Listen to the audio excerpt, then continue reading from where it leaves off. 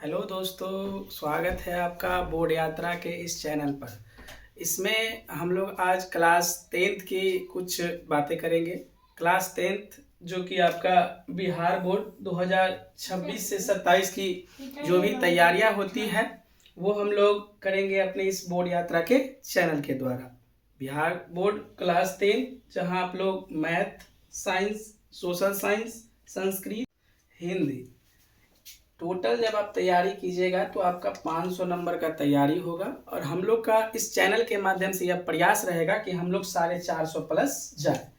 450 plus जाने में आपको इन पांचों सब्जेक्ट को इक्वलिटी से पढ़ना होगा। और जब पांचों सब्जेक्ट की तैयारी कीजिएगा तो आपका 450 प्लस आने की संभावना बनी रहेगी। तो इस 450 में हम आपको कौन से सब्जेक्ट का तैयारी कराएंगे, तो हम आपके साथ लेकर चलेंगे सोशल साइंस यानी सामाजिक विज्ञान। तो आइए सामाजिक विज्ञान की जो भी चीजें हैं उनको समझने का प्रयास करते हैं। आइए देखते हैं बच्चों, सामाजिक विज्ञान। सामाजिक विज्ञान जिसे हम लोग इंग्लिश में सोशल साइंस कहते हैं, क्या होता है ये, इसको समझने का हम लोग प्रयास करेंगे। तो सामाजिक विज्ञान का अर्थ हुआ वैसा विज्ञान जिसके अंतर्गत मानव तथा समाज, किसका, मानव तथा समाज के बीच संबंधों का अध्ययन किया जाता है। इसे ही हम लोग सामाजिक विज्ञान कहते हैं।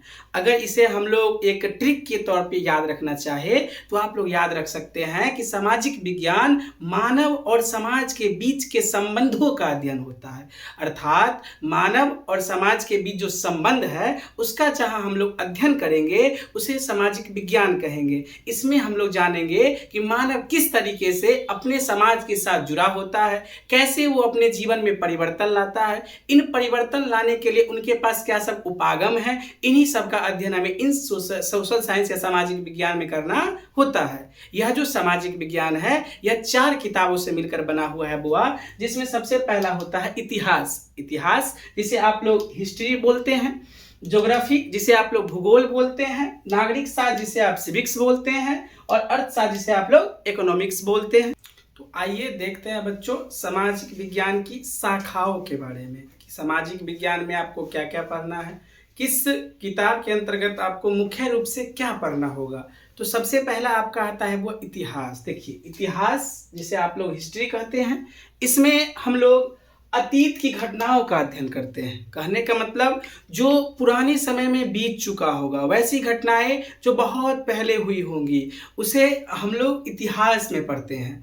दूसरे नंबर पे जो आपका आता है बुआ वो है भूगोल में। तो भूगोल के अंतर्गत आप लोग देखिएगा तो आप लोग पढ़िएगा पृथ्वी के बारे में। पृथ्वी पे क्या है, पृथ्वी के अंतर्गत आप क्या क्या चीजों को देखते हैं, इसमें क्या परिवर्तन होता है, इन सब चीजों के बारे में आपको इसके अंतर्गत पढ़ना होगा।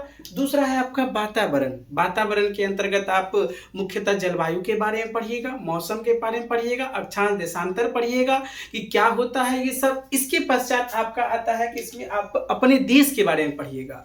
ये अपने देश में किस स्थान पे पहाड़ है, किस स्थान पे पर्वत है, कहाँ पे कौन सी वस्तुएं पाई जाती है, कहाँ पे कौन सी खनिज संपदाएं पाई जाती है, इन सब का अध्ययन आपको करना होगा। इसके बाद इसी में आप लोग प्रदेश के बारे में भी अध्ययन कीजिएगा, यानी जो अपने देश के बगल के देश होंगे, पड़ोसी देश होंगे, उन सब की चर्चा भी हम जो है भूगोल के अंतर्गत करेंगे। लेकिन जो आपका क्लास 10th है इसके अंतर्गत हमें मुख्यतः नॉर्मली चीजों के बारे में पढ़ना होता है, जिसकी चर्चा हम आगे करेंगे। इसके बाद है आपका राजनीतिक शास्त्र, जिसमें मुख्यतः यह जो होता है ये राजनीति पे आधारित होती है।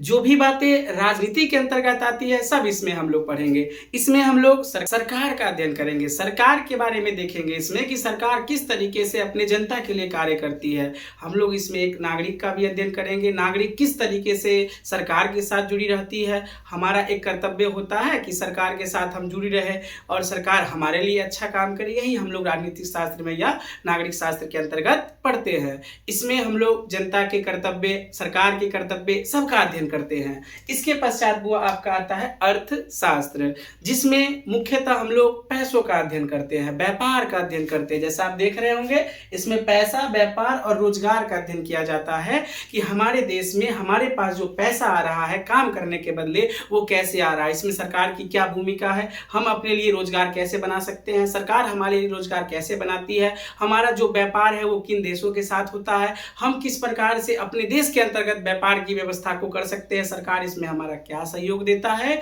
ये सभी चीज़ें हमें पढ़नी होती है। तो इतना ही आज के लिए रखते हैं। बाकी जो आपका आगे का 10वां का तैयारी है ये हम लोग स्टार्ट करेंगे और इसमें हम लोग सोशल साइंस पढ़ेंगे और इस सोशल साइंस के अंतर्गत आप लोग को पूर्ण तैयारी कराने का जो भी है वो हम करेंगे और इसमें हम लोग सबसे पहले इतिहास से शुरुआत करेंगे। तो आगे के वीडियो के साथ बने रहिए और बाकी अगर वीडियो अच्छा लगा हो तो लाइक सब्सक्राइब बढ़िया से करते रहिए। आपका अगर समर्थन रहा तो हम लोग बहुत आगे चलेंगे और आपके साथ एक अच्छा संबंध बनाकर हम चाहेंगे कि आपकी तैयारी में हम लोग जो है बढ़िया से में हम लोग का भी कुछ योगदान हो सके और आपका जीवन बदल सके। धन्यवाद।